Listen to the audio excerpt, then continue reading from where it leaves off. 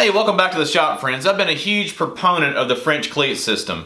And in this video, I want to share with you the 5 mistakes that I made when I first started building my French cleats in hopes that you won't make the same mistakes I did. Stick around.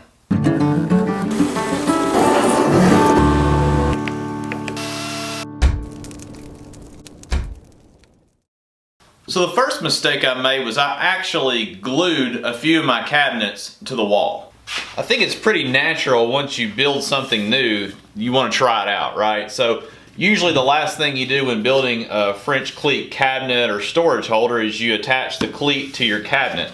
This here is just one of the sandpaper holders I made. And I attached the cleat to the holder, glued it and nailed it and screwed it, and then placed it on the wall. The problem is if you're not really cautious when you apply glue to your cleat and glue it to your cabinet or your holder, glue will squeeze out underneath the cleat into the groove or the 45-degree bevel that will be attaching to the wall. It wouldn't take very much glue, as you can see just along the edge there, for the glue to touch the wall cleat. So using this scrap piece, we can pretend this is the actual cleat on the wall. As you can see, the 2 points of the 45, or the point here on the 45 and the point here on the 45 actually got glued together. This is really just a silly mistake that I made, just not knowing. I mean, when I first started building these, I didn't ever think about it. All you really need to do is make sure the glue's dry before you place it on the wall, or make sure it's adequately wiped out of the 45-degree groove there. So I didn't realize they were glued to the wall until a few days later when I was kind of rearranging, and then realized that as I was trying to pull them off the cleats, it was sort of ripping the wood out from underneath the cleat. So that's one thing I don't want you to do for yourself. So the second mistake that I made was I didn't realize the importance of the spacer on the bottom of the heavier cabinets. Let me show you what I mean. So using the same example, using this sandpaper cabinet I made, let's hang that on the wall here. As you can see with this cabinet, I do not have a spacer behind the bottom portion of the cabinet. By having that gap back there, it can allow the actual cabinet to sort of teeter-totter on the cleat. Probably wouldn't matter so much for this box because it's not very heavy. But if you had a really heavy cabinet or box and that's teeter-tottering, it's eventually going to wear out your cleats, and it even could fall off the wall. The fix for that's really simple. For my example, I actually have multiple wall cleats, so they actually serve as the fastener on the wall and also the spacer. So as we hang this one on the wall, it has the cleat holding it on the wall, and it also has a spacer on the bottom to make it nice and secure. Doesn't allow it to teeter-totter or move at all. It's also super easy just to put a spacer on the back of your cabinet or holder. Just make sure the spacer is the same thickness as the actual cleat that's attaching it to the wall. So the third mistake to avoid is be sure your wall cleat and your tool holder or cabinet cleat is the same thickness. I'm using just 3/4 inch plywood for both my wall cleats and my cabinet cleats, but for this example I just took a 2x4 and used a piece of 1/2 inch plywood and attached it to the piece of 2x4 as an example of a tool holder. And when I place that on the wall, it stays on the wall, but let me show you why that's not recommended.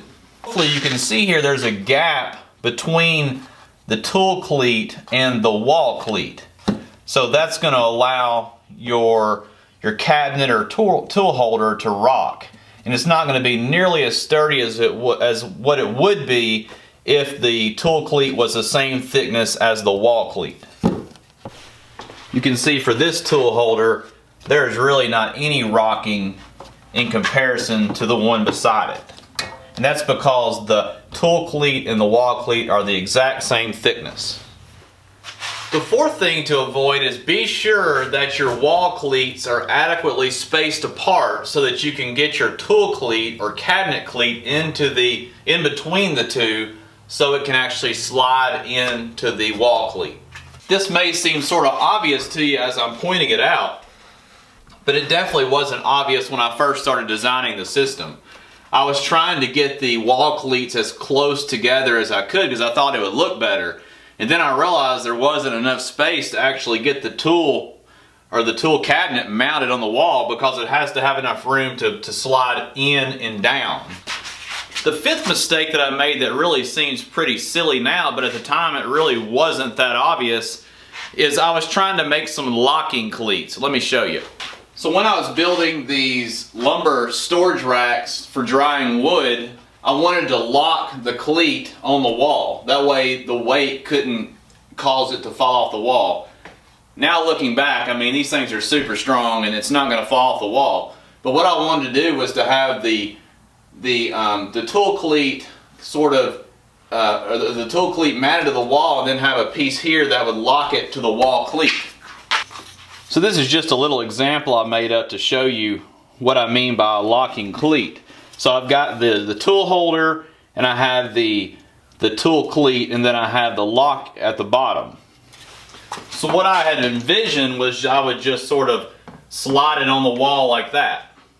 Well, that doesn't work. Hopefully you can see there's just no way to get it on the actual wall cleat. The only way that this would really work would be to actually slide it on from the side. But that'd be a huge pain to try to slide all your cabinets and holders onto the wall cleats from the side like that. You probably could also come up with a way to have a sliding mechanism on the lock where you actually put it on the wall and then sort of slide a lock up, but that'd be a ton of work and it's probably really not necessary. So in closing for today, that's the 5 biggest mistakes I made when I was building my French cleats. I'm still slowly adding different holders and cabinets to the wall, and I'll take you along with the process as I do that. But hopefully you won't make those 5 mistakes that I did. Most of the videos I make are primarily for entertainment, but this one's really more for education. If you like these educational type videos, be sure to give me a thumbs up. And if you're new to the channel, consider subscribing. If you'll hit the bell notification, that will tell you when I post all my new videos. I wanted to real quick give you a channel update. I've got a really big project going currently. The shop is a total disaster. I think instead of making a lot of videos about the same project, for this one at least, I'm going to make just 1 or 2 more inclusive videos. This next project is both in the shop and outside, and I think you guys will really like it. So anyhow, thanks again for watching today, and I'll see you guys on the next video.